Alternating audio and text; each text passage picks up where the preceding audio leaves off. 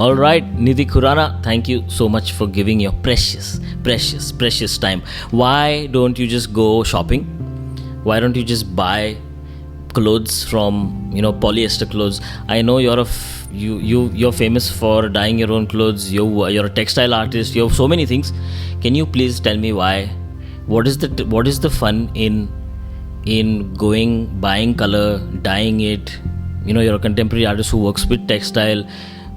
Most of the viewers who are lovers of art will find your practice really fascinating, but it'll be nice if you could explain the process to me in detail via this podcast. Why do you go shopping? Do you go to the mall and shop clothes? Or Yes, I do, but rarely. I have to tell you, I do it rarely, and even then I'm like, it's only for things specifically which I'm not finding elsewhere. So like this white shirt, I've been trying to wear something white because I love colors so much that after a point I just felt like I wanted to be white. So I went to the mall and I bought the shirt. I bought especially for you. Yeah. This ikat print, this ikat handloom. Thank you, Weber. Indigo dyed thing. Yeah, I don't know the process of this. Can you explain? I have a few questions. I have a few questions. How do you make black? So black is one of the most magical colors that I learned how to make, and the story is very, very interesting because I met Ajit Kumar Das, who is a natural dyer, and he's been practicing his art and his craft for many years. And so I met him in Calcutta. He welcomed me into his studio, and he just told me the recipe of black. So it was like this heard recipe of black. I didn't see him make it. Does it involve burning a crow's egg? No, it doesn't. But it does involve strange things like rusted nails and pan ka patta and gur and an earthenware pot, and then it has to be fermented over at least 15-20 days. Is this how classically Indian textile, as we're going to have a chat, the grandmothers who dyed clothes or the industry, is this how black was made? Well, this is definitely one of the techniques that I heard from Ajit Kumar Das. Okay. And then I thought, I must try this at home. It's one of those things, don't try it at home. But I was like, yes, try it at home. So yeah. So it's like the wave your wand, the Wingardium Leviosa of natural dyes to me, because it was like this mythical color that I only heard about. And then I got home and just from the heard recipe, I made black for the first time. And it worked. And it worked. And the beautiful part is that this concoction, this thing that I was telling you that I made in an earthenware pot, it's a colorless liquid. Okay, when you take it out into a container, it's not even muddy. It's just like a transparent grayish liquid. A little stick, good and all that. And then you're supposed to mix it with some form of glue so that it sticks onto the surface that you're applying it on. Yeah.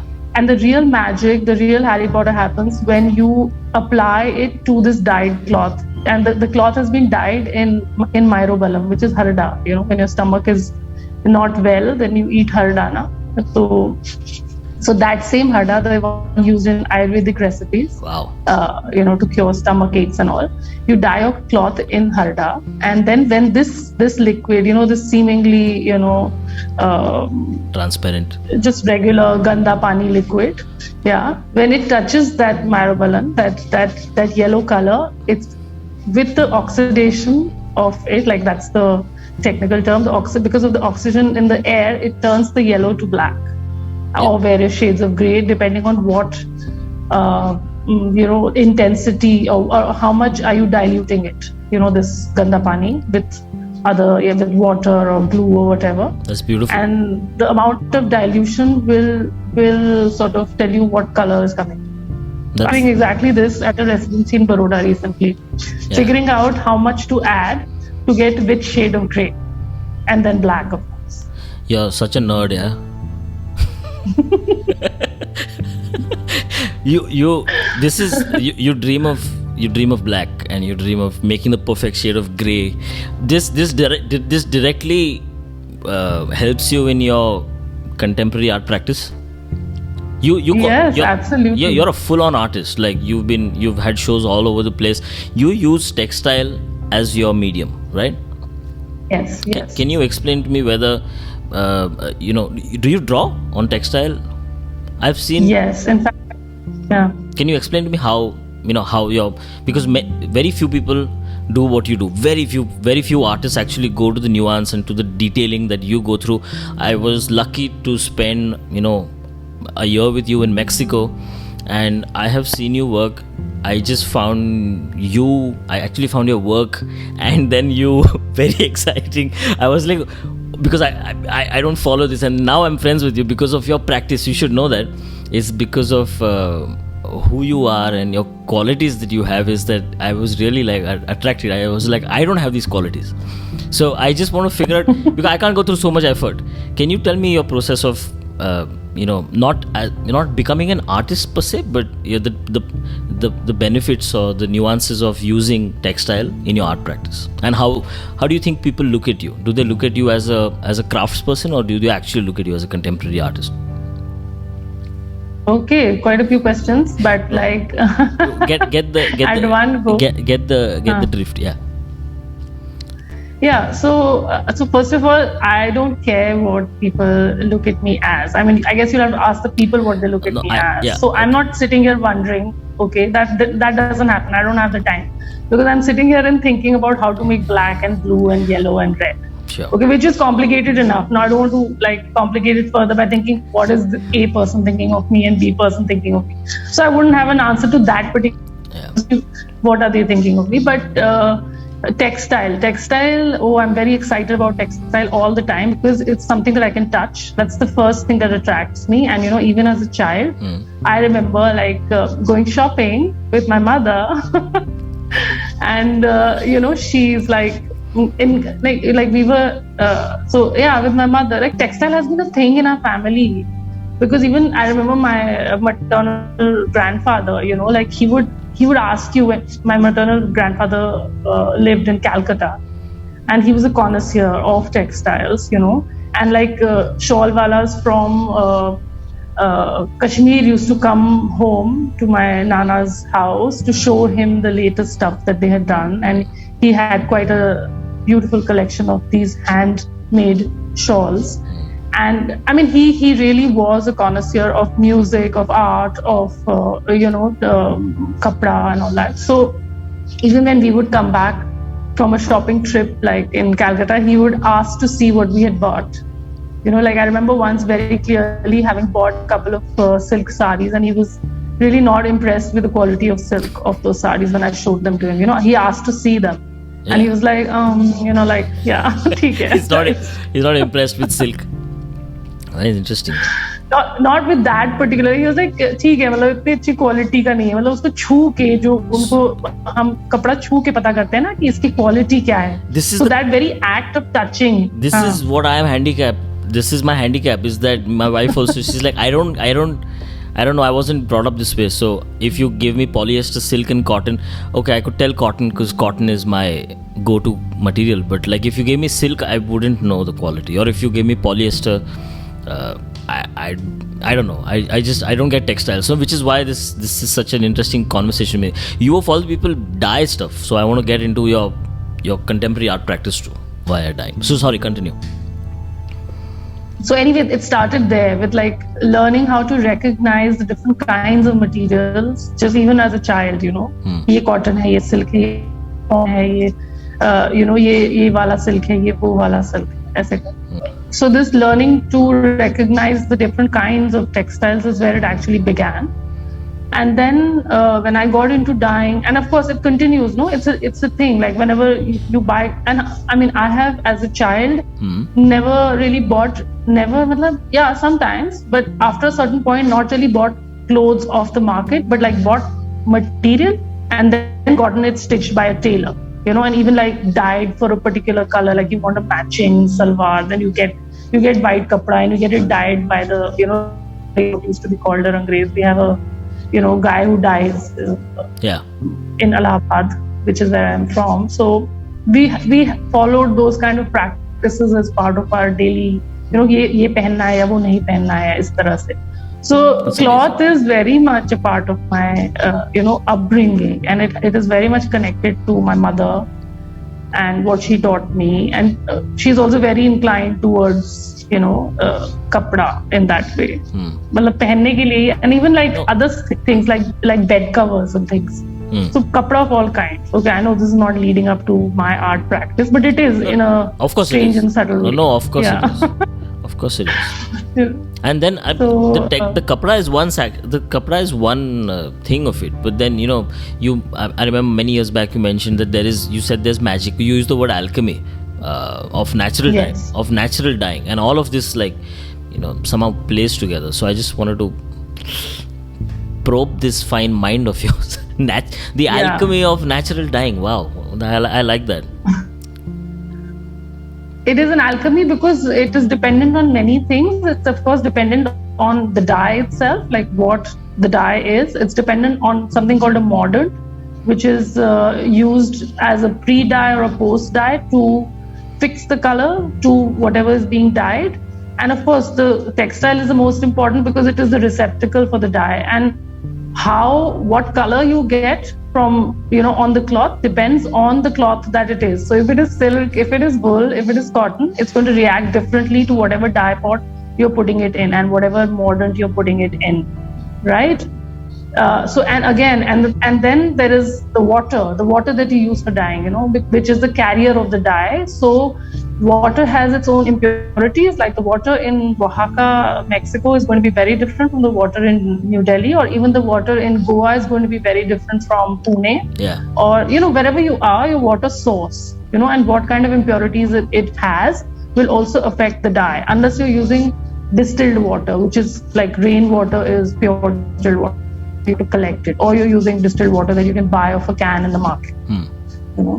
So all these things will affect your dye, and therefore it's an alchemy, because you cannot imagine if I'm going for a residency. If something went wrong, you can blame all these tools.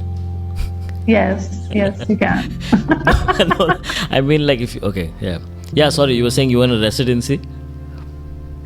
So when I go for a residency, let's say in Germany, and I use the same dye that I may have probably carried from here, I don't know how it's going to. I mean, I know on a in a basic way what color is going to come, but then I cannot predict exactly. I would have to, if I needed that exact color, then I would have to do a testing of the water, the impurities in the water, and all the related material. Yeah. But that's only if you were running it as a business. Like if you are accountable.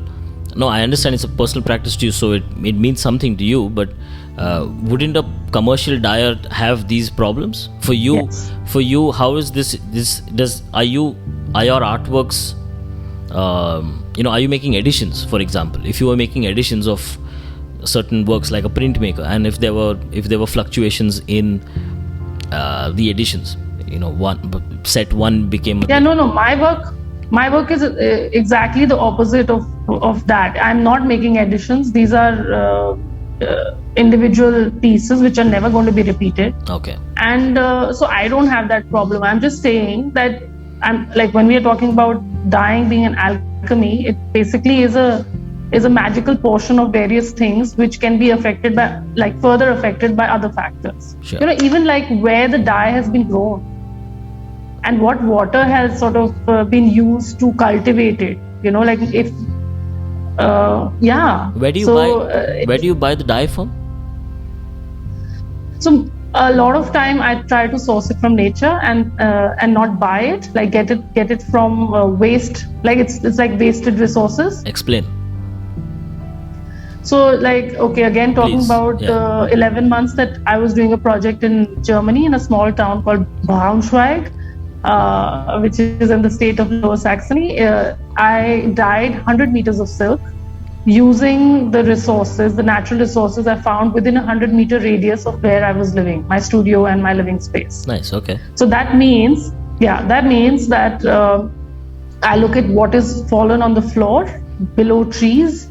So in the campus that we were living, there were a couple of, or actually there were 3 walnut trees, and walnut dyes are very well known. Even in India, like in Kashmir, in the north, in Himachal, they use walnut as the rind, the green rind of the walnut is used as a dye because it very easily stains even your fingers if you try to open it up. Again, the process of oxidation is responsible for that. So, yeah. You're such a nerd, again. So for example, there was the walnut, then there were acorns, oak trees.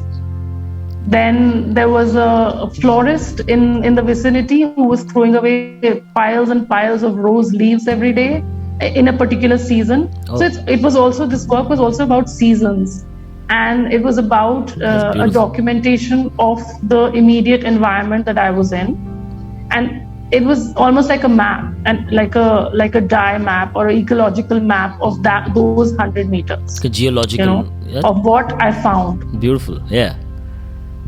But how do you and you locked it on this 100-meter silk strip? So it was not 100-meter silk. It was pieces. It was in pieces. So like it would be like 10 meters, 15 meters, variable pieces. But in total, I dyed 100 meters of silk while I was there. Let me ask using all this material. Let me ask you a question, contemporary art question. What is all this?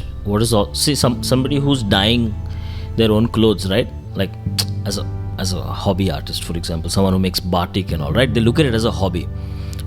I understand you've explained your practice. Just for a larger audience, can you get into what does all this mean? You've just explained it. Can you, in a way, tell me why it's important to you specifically to have this process of yours? Why is it important? It's important at various levels because it's connected to where I live, what I'm doing, what I'm eating. It's literally what I do with my life, how I spend my time on this planet. It has something to do with that. And I know it doesn't immediately add up when I say that, like how am I spending my time on this planet? But literally I spent 11 months walking around this 100-meter radius, looking and identifying plants. So that is the process that goes behind the artwork. When you look at the artwork, you just see a bunch of silk that is suspended from the ceiling. Sure. And it's a lot of silk. 100 meters is not a small quantity. So you see this colorful silk suspended, together from the ceiling and flowing in all directions. And but what has gone behind it? What has gone like 11 months of research? I arrive at this place that I have never been to before. I've never been to Europe before. I've never been to Germany before. And I have of course, in general what kind of trees and plants grow at that altitude or in that region. Yeah. But then you arrive in the month of January and it's bare. Everything is bare. All the trees are bare. There's not a single leaf on any tree. Yeah. And so what do? Like, how do you, and if you work, if you know that this is what you're going to work with and you cannot even right now identify a single tree, and there are no plants growing because it's so cold, then what do you do? Yeah. So then I start looking at the floor. I start looking at what I can find on the ground. I like the way. So I'm literally doing that. I like the way you manifest your sensitivity. In a way, it's like you actually are using your creative ideas to make a mark. This is an act of mark making. It's in your way. In your way. Yes, it is definitely. That's nice. You have a close affiliation with. I know on your terrace in your Delhi house. I've been there, and you've actually grown a forest, a mini terrarium. Is that something that this is your lifestyle? It's not like it's. Yes. Yeah, and you pluck things from your garden. You mentioned this concept of the forest in my bed. Is that associated with something?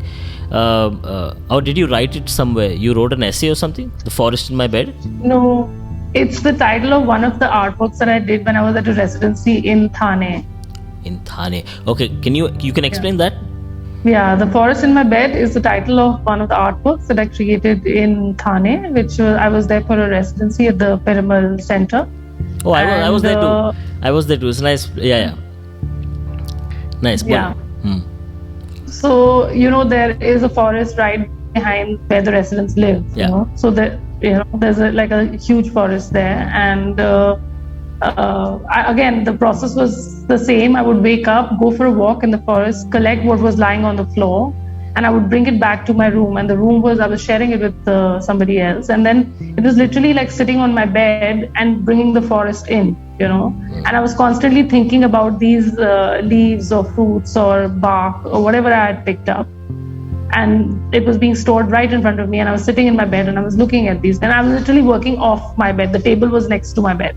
So the forest came into my bed and, occupied my head till the time I was there. And I was researching, thinking, writing, and dyeing using all that material.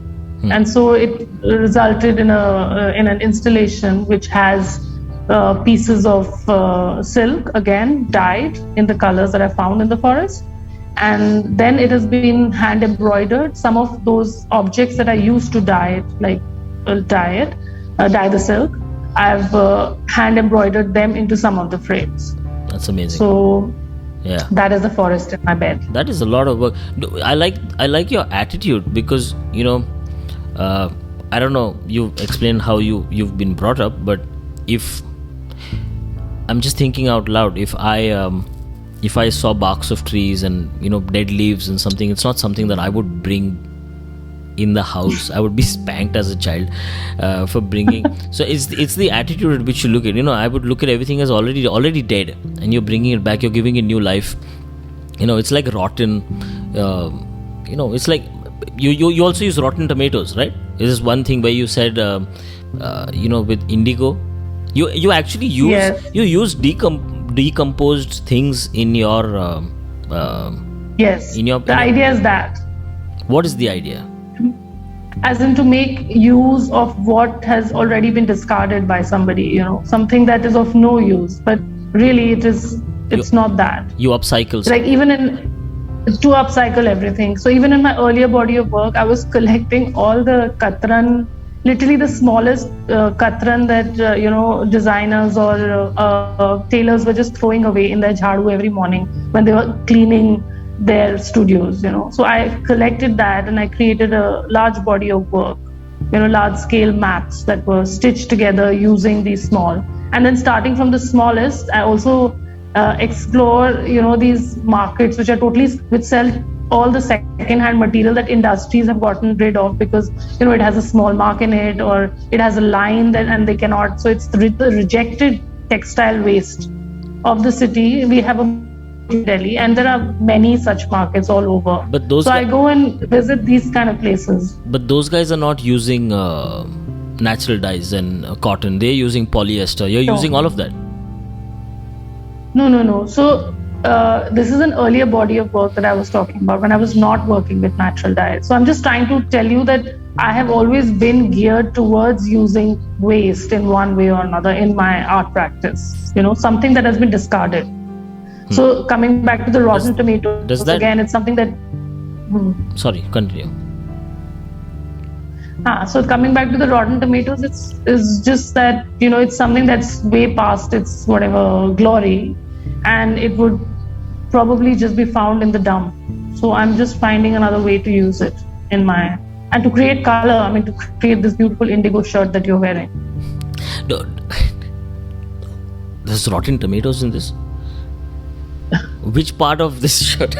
No, okay, so here's is that part of the dyeing process?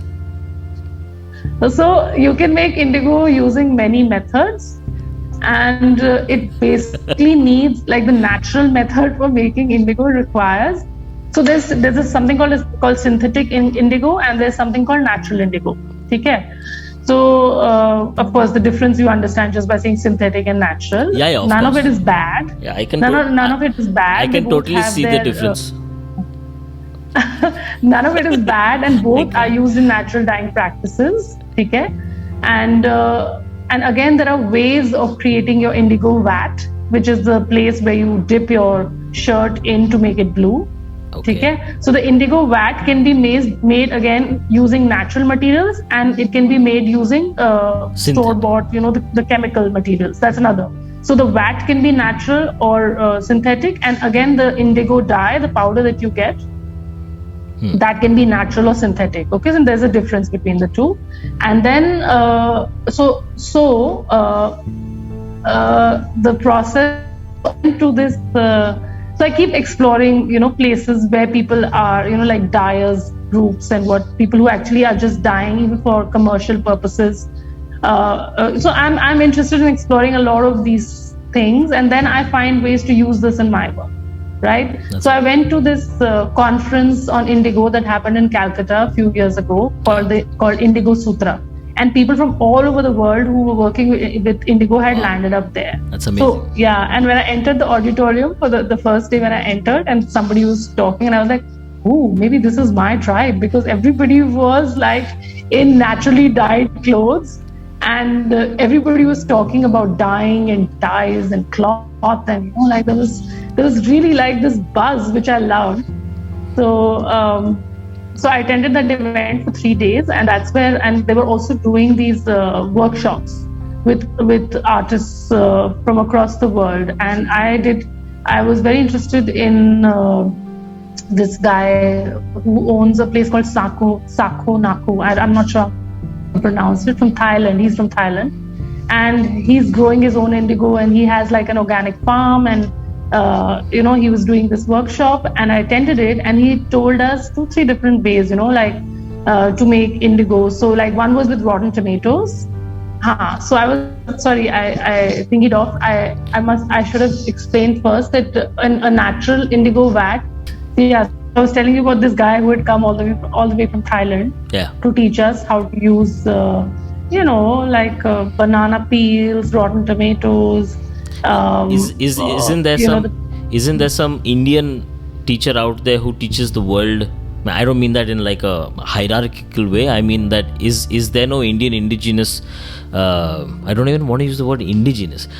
Is there some local way of that is still being practiced, or is natural dyeing a dead process in the world of the Zaras and polyester, polymix? No, natural dyeing is very much an alive process. It has been revived at a particular time in the history of dyeing. It has been, of course, it has had a revival, and it continues to have many revivals, which it should. So there are people, of course, in India and all over the world who are consciously using this practice and propagating it, having businesses around it. So we are also teaching the rest of the world how to use dyes. I'm just talking about this person because I attended his workshop, and similarly there are other people, Indians, like I spoke about Ajit Kumar Das, right? He is an Indian, very much. And sorry, I'm off track. No, that's okay. What am I supposed to say? You're never off track. No, so in a way, who do we thank for the revival of the Indian dye? The culture, all the grandmothers, all the women of the world. Is this predominantly a female thing? Is this like women are doing this? I remember once we had joked about this thing where you said what did you say? You said the repositories. The repository of information about natural dyeing. No, you said that women are basically the grandmothers. I said the repositories. Yeah. Yeah, you use this R.A.T quote rather than just saying the female. The industry is run by women. That's how I would put it, in a very flat way. But you said it differently. But that's not true. That's not entirely true, because there are also men doing this. Yeah. So it's not. And initially what Ajit Kumar Das actually told me is that this information was passed down from the dhobis. Like the dhobis were the ones who were doing this dyeing. And the dyeing practice actually quite it's a dirty job. No, it's not something. Should I tell you something? I was assistant to the Oscar Award winner costume designer Bhanu Athaiya. She was my neighbor. And then for Lagan, what Bhuvan, the character Bhuvan wears, the way the material would dye, the way everything that the actress wears for it was all natural dyeing process. So I've actually, with mango pulp, I remember washing. So I have fantastic respect for natural dyers. You should know that. I just want to tell you that I've actively done it. I love it. And you're the only person. There's another Pune-based artist called Vaishali Oak who works with textiles and with fabric, who I know has this. But I have seen you. I've seen you done it. And I wanted to ask you so many questions. That's the only thing. So continue, please. I just want to tell you that I'm not an idiot. I got such an inferiority complex listening to you. You're just completely maxing out your knowledge in this podcast. I was like, wait, even I know thoda. No, so it's great. It's actually great. It's not about. Of course, it is about knowledge, but like it's good that you've had hands-on experience with natural dyeing, and so when I say that it is a dirty process, it involves certain amount of labor. It involves you getting your hands into dirty things, and so like it was not something that was kind of practiced by I'm trying to say this in a nice way, like, so it was something related to the dhobis. That's a nice thing. I mean, now we've collapsed all of these constructs. Dhobi is cool. I mean, dhobi it's a job profile. Dhobi is very cool. Yeah, of course. Why did know this. Why did you say I want to put it in a nice way? No, so that's what I was. Because of the caste structure in our country, and it is quite prominent. Sure. Even though we want to collapse it, and we have collapsed it in many ways, but it still exists, right? So we can't deny it. And so I was just trying to be politically correct about how to say this, because the profession of dhobi belongs to a particular caste in our caste structure. Which I don't care about, you don't care about, we don't care about these things, but some people do. So I didn't want it to come out sounding like I was trying to say that it's not something, but I do it myself, so it doesn't matter. It makes me a dhobi. It doesn't matter. It's cool, right? So nothing. I was just trying to choose my words. That's all. Sure. No. So I thought you were going to say something else. I didn't. I was not imagining. No. So when we talk about the revival of natural dyes, then the revival happened by women, and then we come to the grandmothers as repositories. So we come back to your grandmothers. So because when the revival of natural dyes happened so many years ago in India, then it was women at the forefront of this movement, and so that's where the women come in, and that's where we come back to the question, like, are women only doing this dyeing? So no, it's not just women, but a lot of people who are using these natural dyeing practices are women now. Yes, it's almost like how why it's almost like Bharatanatyam, no? Like what's her name? Arundel. What's her name? I don't know. Bharatanatyam is I'm off my like off my. No, I know. I'll just tell you in one sentence. It was Rukmani Devi Arundel who basically made Bharatanatyam a very respectable form of a dance form, because earlier it was something that the Devdasis, it was a Devdasi tradition. It was women of of a particular kind related to prostitution that were, so a Devdasi is basically the wife of or the consort of God, right? And but then somewhere down the line that tradition became related to prostitution, and then Rukmani Devi Arundel comes into the picture and makes it this high form of dancing that is practiced by like upper caste women, and it becomes normal for everybody to learn the dance form. She flipped the lens. She flipped the lens. Exactly. So then similarly with natural dyeing. Amazing. I don't think I'll put this into our talk, but I'm just saying, like, anyway. No, it all goes in. Okay. That's fine too. I'm a Bharatanatyam dancer, so chalo. I used to be, rather. वो भी include हो गया फिर. I didn't know this about you. Tell us some things you don't like about working with textiles. So there are basically a lot of people who listen to the podcast, they comment and they, they've told me to shut up, for example. So they've asked the person to speak more. Yeah, which you're not doing, which you're not letting me talk. Okay, sorry. But I'm saying, tell us something, because they're listening. It's not just all colorful, right? I remember you also mentioned this concept of, can you imagine living in a colorless world?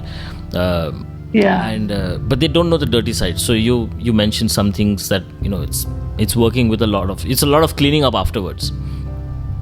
Yes, of course, there's that. So in the process of it, there are, like I said, it's a dirty sort of job, to get your hands dirty and all that. Also to work with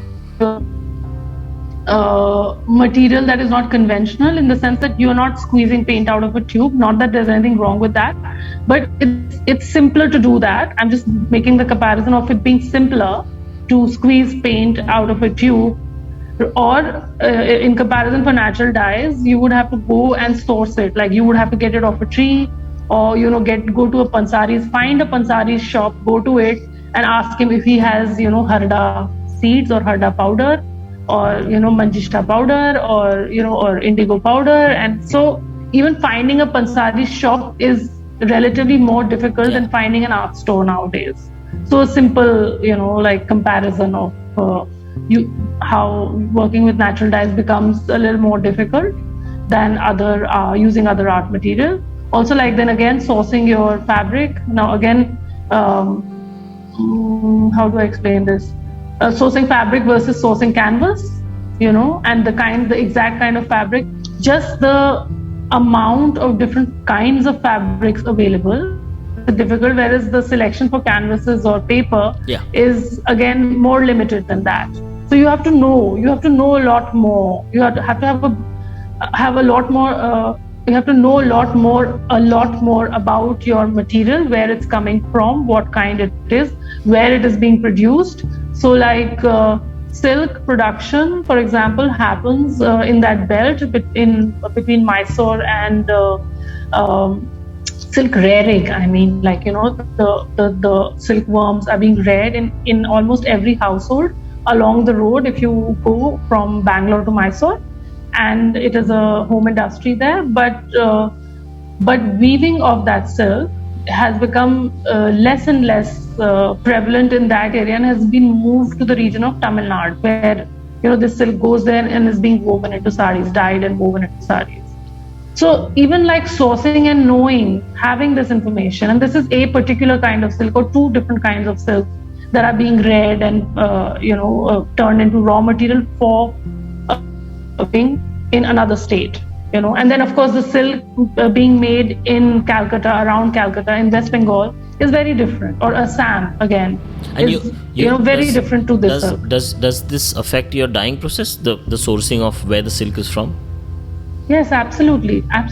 So that's what I'm saying now. In canvas, I can think of a few different kinds of canvases. Again, in India, there is a limitation of that material also. But even if you're traveling abroad and then you see the various kinds of canvases, there's Italian this, Italian that, and you have this and that. Cotton and linen canvas, and ho gaya.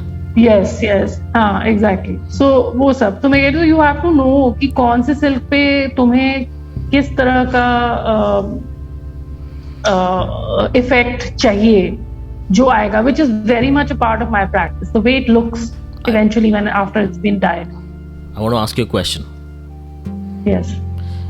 So this whole dyeing process and all of this, it's I have seen multiple workshops where people attend workshops. I want to understand for you, can you answer, if you can articulate this idea of where does the artistry come in? Because it so far seems, not so far, it just the ability to convert this entire process into a workshop model, a scalable workshop model, is something that one would see from the outside as a craft-based, process-based practice. You are a contemporary artist who uses this craft to your advantage. So in that same vector, I want to ask you, what is your work about? Your work, can you have a little finer conversation with me about what do you want to say via your work? So my work is also a lot about collaboration, and that's why I wanted to talk about Panipat, because it's textile and collaboration. And it's basically, I was invited to work in a carpet factory called Raj Overseas, and among other artists, in the sense there were 11 of us, and we were working towards a show.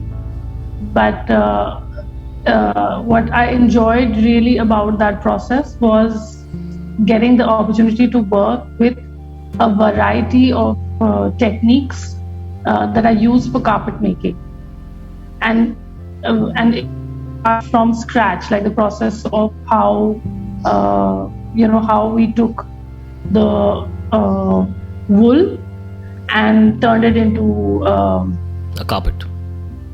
Yeah, exactly. And there are various techniques of making carpets, not one. Sure. And so I created this artwork. And we were talking about the historical research that goes behind the work, which we don't really see, or sometimes we just get a glimpse of it in the artwork. And that's why I wanted to talk about this work, Panipat, which is a really large work. It's about 16 feet by 25 feet. That's huge. And and that's just like the basic size of it. And then there are other elements to it that jut out. It's a sculptural installation made out of carpet. And so I got this opportunity to work with about 40 to 45 people in the factory who helped me in the manufacturing of this artwork. It's amazing. And, the general population has no clue that artists like you are working on this scale. Yes, that's why I wanted to talk about this. And it's not just me, it's this collaboration that made it possible. I could have never done it at this scale if I didn't have the help of all these 45 people working with me, on this project. It's amazing. And so, but then again, we were talking about the subject and subject of my art, what the subject is. And so for this particular artwork, I went about researching the history of Panipat. We've all heard about the various battles of Panipat in our history lessons when we study in school. Yeah, history. Yeah. History, those lessons that we did at some point in school. There's blood involved. And the moment, there was blood involved, and that's what made us remember these. The first battle of Panipat, the second battle of Panipat, etc. Yeah. But actually, and Panipat is about 2.5 hours away from Delhi, so you can drive. When you actually hit the city, you don't see any trace. You don't see a single trace of anything historical associated with the city, because it's just an industrial town, dirty in the middle of and it's always been a town that has been recorded in history as a transit point. It's never a destination. It's a transit point. You cross Panipat to get into Delhi. I didn't. That's amazing. So, I never saw it that way. Yeah. Yeah, it's the route from the north for invaders to enter Delhi. Okay. Because that was the main point of entry for people coming by land. How does this come into your work? This comes into my work because what I did was I went about looking for the historical remnants of this. I went about looking for history in this dirty industrial town. Like where and what. Like if such great battles happened here, I'm sure there must have been encampments. There must have been some historical monuments. Like Delhi has so many historical monuments. What about Panipat? So I went about looking for traces of these places, if they exist or not. And believe me, I found so much, and that's what I put into the artwork. So that's how it is related to my artwork. I put these monuments by, creating carpets about these monuments. That's amazing. Yeah. So that's how the historical research comes in. I have a question. Whatever you can do on a canvas, you can do in textiles? I don't think so. No, an artist would use paper and ink, or a pencil and paper, or oil canvas, or watercolor on canvas, and can create very complex ideas on a canvas, which is I'm not looking at it as a piece of fabric. I'm saying it's a canvas. It's one medium. But what you're doing is, you're saying you don't think so. Go on. Because the thing is that for my work, like I work with the very tactile quality of the material that I use. That is the USP of my work, I would say. When you look at it, you want to touch it, and that's not always the case with the canvas. That's the first thing. That's the first difference I would point out. But would you allow people to touch your material all the time? Like, absolutely. Yeah. Yeah. I did that with the 100 meters work. I did that. I actually invited people to come and touch the work. That's not considered as damaging the work, because an artwork, you're not supposed to touch the artwork. It's very famous. Please don't touch the artwork. Here you're saying, touch the artwork. Touch the artwork, yes, touch the artwork. Please do, because the thing is that, I use silk 100 meters, right? So I use silk, and for me, the very idea behind using the silk is that when I see silk, I want to touch it. I immediately, feel it. So I wonder if that happens to you, if that happens to all the other viewers who come and look at the work.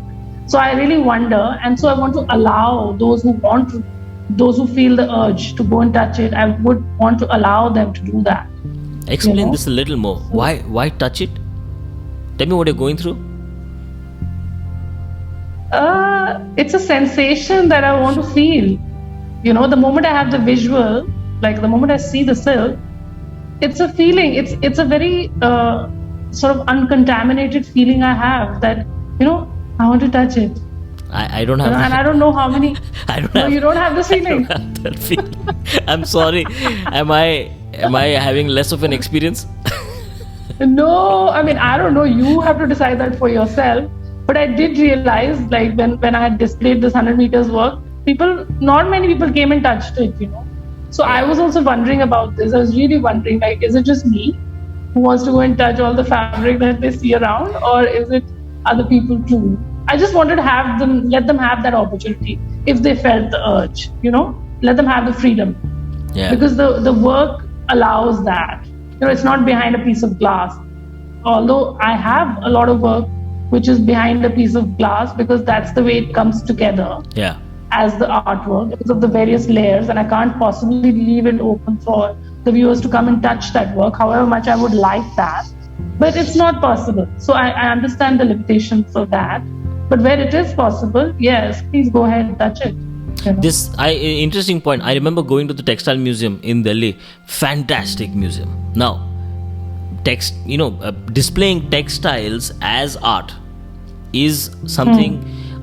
It's so normal. Like, textiles is like an everyday thing. What's your take on displaying textiles as art? Is it art? You think? Okay, I don't want to say anything. Go for it. So definitely, the work that I'm doing, I am positioning it as my art. Yeah. Right? Yeah. It's not a wearable piece of textile that you can take off the wall and whatever. Sure, if you want to, and if you can buy it and want to make it into a tablecloth, there's nothing I can really do about that.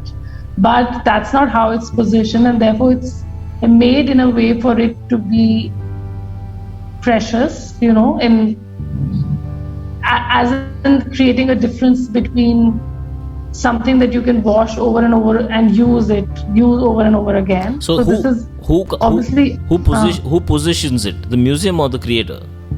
Who positions? When you said I don't position it that way, would you position your own artwork as exclusive works of art, not as wearables or as utility products? Yes, and then why would it be any different for a purpose? I could use it as a tablecloth too, or canvas, right? That's true. But so I guess I'm only positioning it because I would be the first one, because I'm the creator of the artwork. So the initiative would have to be mine to position it, and of course the museum would have to collaborate with me, or would have to agree to that idea. No, I asked because to put it out. I ask because people's relationship with textiles has been normalized now. Like, something. It's not. People touch textile. They. I mean, it is a utility product. It's got. So how do you then take textiles? How do you like? I was always fascinated by the textile museum. I was like, wow, I can see the culture behind the production process and stuff like that. And to put them up as artifacts is one thing, but to put it up as art is what I'm asking you. There's a fine difference. Is a small. Yes, there is absolutely a very fine difference. Yes, of course, I understand that. And so obviously there is a conscious effort to take it away from it being a utilitarian object. Yeah. There would be, make sense, to position it as something more special and something that you could wash and use and throw. Yeah. Right? Yeah. Yeah. So it's also talking about the preciousness of textile. So again, imagine a world without textile. Yeah. That's, Yeah. So we take it for granted, and the idea is to not take it for granted and to think about it, to stop and think about it for a moment, like how this thing came into being. And a lot of people have worked on making it a beautiful process based, but not just forget the process, just making your everyday beautiful. That's the only thing that you can do with your with your money. Like, you can buy good quality clothes. I know what you're saying. Yes. But you're positioning yourself as an artist. That's the only reason I'm asking you this question. As textile as artworks. Yeah, so that is to bring to notice that by using this various layering techniques, by using different techniques, in fact, I'm trying to bring the viewer's notice onto textile as a medium, as a conduit, Sorry, ye band ho gaya camera. Yeah, okay, hold on. Hold on. Yeah, you were saying as a conduit of ideas, in the sense that it's like saying I'm on the same surface of my artwork. I'm using wool, I'm using silk, I'm using these materials as textural elements, so that people would want to look at it when they're looking at it from a distance and would want to come closer to get a better look at it. So there is that element of looking at an artwork from a distance and then being attracted to it enough to come closer, to take a closer look, if I may say so. Sure. And then in the process, you see the different textures that the material allows, which, for instance, a piece of canvas would not allow as effective. So then the thing is, the textile as a material, as a medium, takes on impressions much better than a canvas does, and also is able to convey it to the viewer in a way that painting on a piece of canvas doesn't. And this very idea is what propelled me for the first time to use a piece of silk to create a particular color or the shine of a color that I wanted, that I was unable to paint on the canvas. And this is exactly where using textile in my artwork started, because I wanted this shiny turquoise blue, which I was unable to attain from a paint that came out. That is a long process to get what you want. It's interesting. It's loaded. Do you have any advice? Last question. Do you have any advice for the people who just maybe either look at it as a hobby, I look at it as a craft, who want to get into textile, who want to get into the dyeing process, who wants to get into your the way I look at it is like your eco-friendly, isn't it that way? Do you have any, because it's a way of life for you. I know you have a garden on your terrace. You wear the finest cotton. You have a very earthy lifestyle. Do you have any advice, or do you have any things that you want to say that don't work for you? Something that people don't know about, the problems of being in this? No, I would say that it's all about choice. It's a conscious choice, what you want to do, and you must think about it very carefully, because choice is available to each one of us. what we choose, what I choose is what I choose, and you choose something else, or you choose really something else. So choice, this choice that we have in the matter of how we decide to live our lives, is not something to be taken very lightly. And like, think about it. Think about why you're doing something. Like, think about why you're eating this vegetable, or why you're not buying clothes from Zara, or why are you buying clothes from Zara, and where, and also questioning. So this also comes along with this whole idea, questioning and finding out, like, where are they sourcing, where is this kapda coming for, like, what happened before the shirt, before I bought this shirt, where was it made, how was it made, where did the cloth come from, and who's so again, the thing about using natural cloth is that it's plant or animal based, right? So where was the sheep reared for this wool, or where was this cotton or linen grown, and who grew it, in what condition, how are they living, what are their lives like? So it's all related now. And then, of course, then you start thinking about the growing of that cotton. Then you start talking about BT cotton. You start talking about what are the different kinds, desi kapas, and why desi kapas is probably better for the environment, because BT cotton utilizes a lot of pesticides to grow it. So you just keep encountering larger and larger questions which come back and relate to each other eventually. Then you realize why you should wear this and not wear that, or why you would like to wear this. And so it's a choice.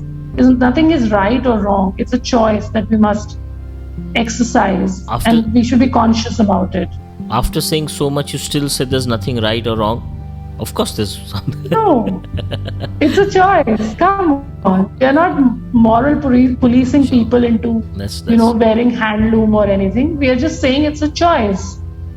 Sure. See, learn about it. Listen, read. Go do your research. Go for a trip to where it is grown. Go find out how your silk is made. Who reared the worm? What is where does this silk come from? So those are the kind of questions I'm asking. That is with my work. Wonderful. In that same tonal, vocal tone, can you say, please like, comment and subscribe to Art History Plus? And let's end this chat. Can you, I request you to look into the camera, in your camera, and if you could please go for it. Like, comment and subscribe. Please. Go for it. Yeah, please like, subscribe, comment. Okay. Please like, comment, and subscribe to Art History Plus. And if anybody anybody has any questions, they either send it in the comment section or they email us a lot. Stop emailing us. You can ask the questions in the comment section, and Nidhi Khurana will also see the comments, and she has the potential to, she can answer your questions directly if you have anything. We'll take it forward from there. Thank you. This was a great chat. Thank you. This was a great chat. Bye-bye. I don't know what to say. Bye. Bye-bye. That was a good chat. I like the chat.